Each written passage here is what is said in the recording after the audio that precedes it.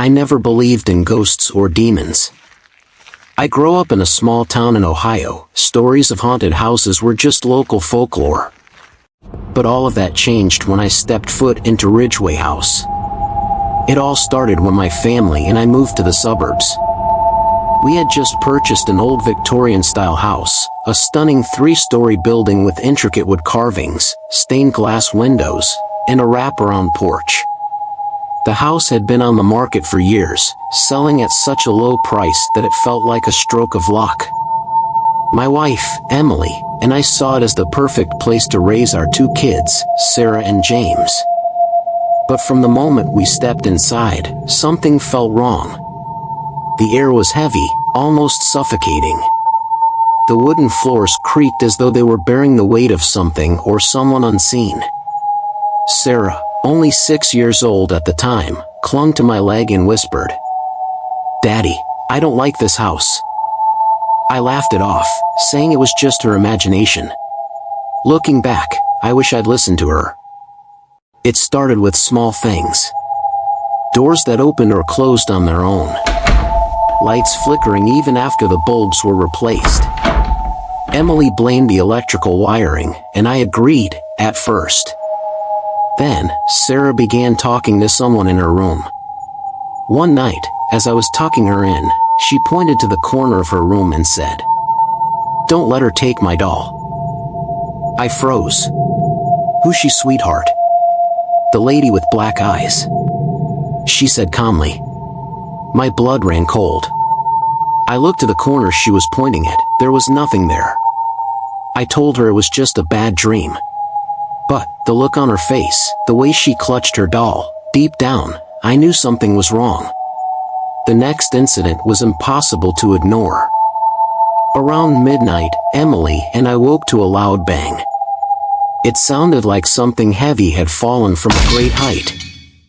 I grabbed a baseball bat from under the bed and cautiously went downstairs, trying not to wake the kids. When I reached the kitchen, my heart nearly stopped. Every cabinet door was wide open, the doors swinging gently as if they'd just been yanked. The drawers were pulled out, their contents, spoons, forks, knives, scattered across the floor. Even the fridge door was slightly ajar, casting an eerie glow across the room. "Hello?" I called, my voice trembling.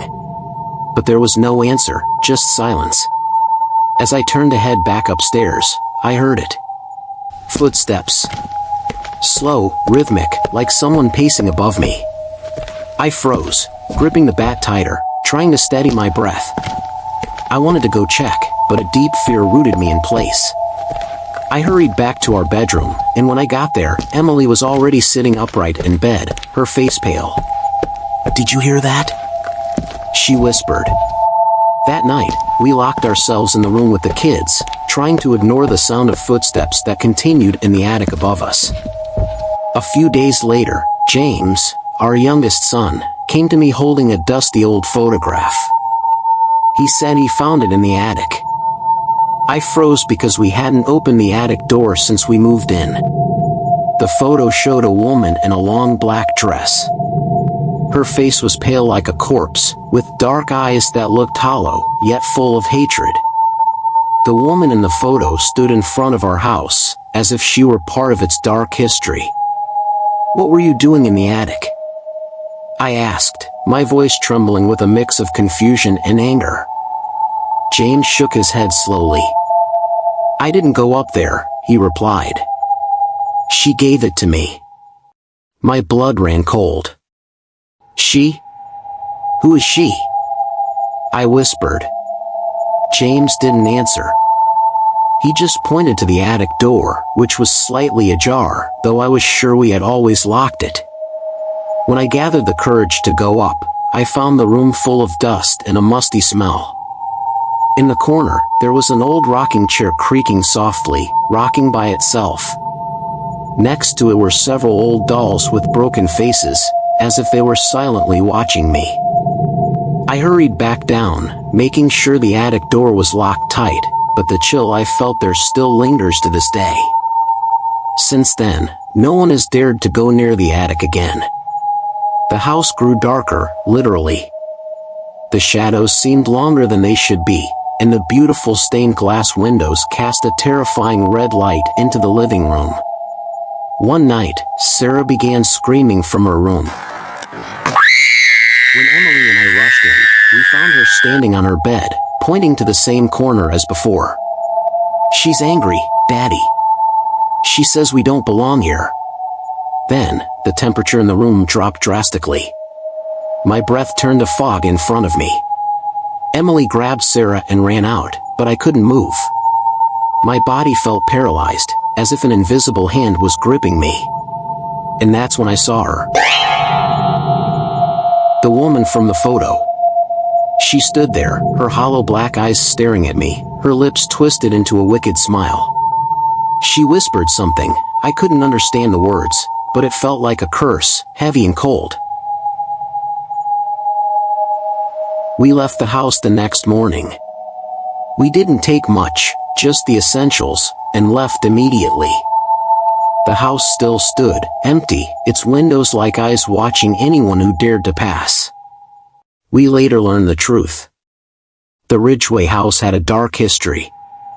In the late 1800s, its original owner, a woman named Abigail Ridgway, was accused of being a witch.